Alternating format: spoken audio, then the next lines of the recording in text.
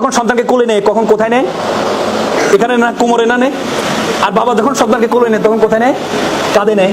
মা কোলে নেয় কারণ মা মনে করে যে আমি যতটুকু দেখি আমার সন্তান ততটুকু দেখবে। আর বাবা কাঁধে নেয়, বাবা মনে করে আমি যতটুকু দেখি তার চেয়ে দ্বিগুণ সন্তান যেন দেখে।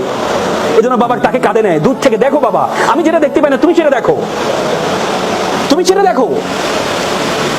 তো সুতরাং তোমাদের এই বাবা মায়ের এই বিষয়গুলো তোমাদেরকে কখনো কখনো খর্ব মনে হবে, কিন্তু তোমাকে গেলেই মা বাবার কথা শোনো, মা বাবা এটা বলে সেটা বলে, এটি তোমার জন্য একটা বড় পাথেয়।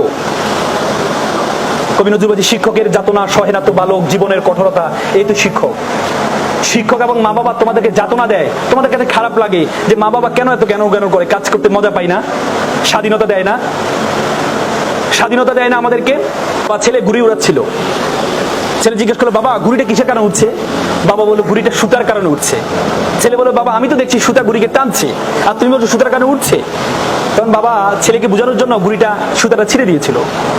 পরে দেখা যায় একটু পরে ঘুড়িটা পড়ে যায়।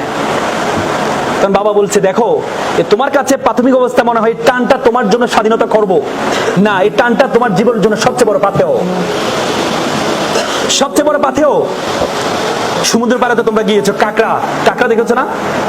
কাঁকড়া সে একটু খেলা করছিল, যখন ঢেউ থাকে না সে খেলা করছিল, একটু একটু করে লাফ দিয়ে দিয়ে গর্ত করে, আবার গর্তগুলো পিছনে সে ব্যাক আসে। দেখা গেলো সে একটু একটু গর্ত করলো, একটু পরে দেখা ঢেউ এসে গর্তগুলো সবগুলো নিয়ে গেল। তখন কাঁকড়া খুব রাগ করলো, এই যে ঢেউ, তোমাকে আমি এত পছন্দ করি, তুমি আমার শুভাকাঙ্ক্ষী, তুমি আমার এত সুন্দর খেলাটাকে নষ্ট করে দিলে।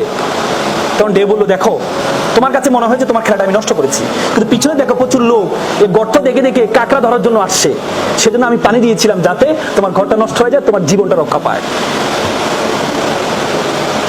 সুতরাং তোমার বাবা মায়ের এই টানটা, বাবা মায়ের এই যে আটকানোটা তোমার কাছে অনেক সময় কি হবে? স্বাধীনতা খর্ব মনে হবে।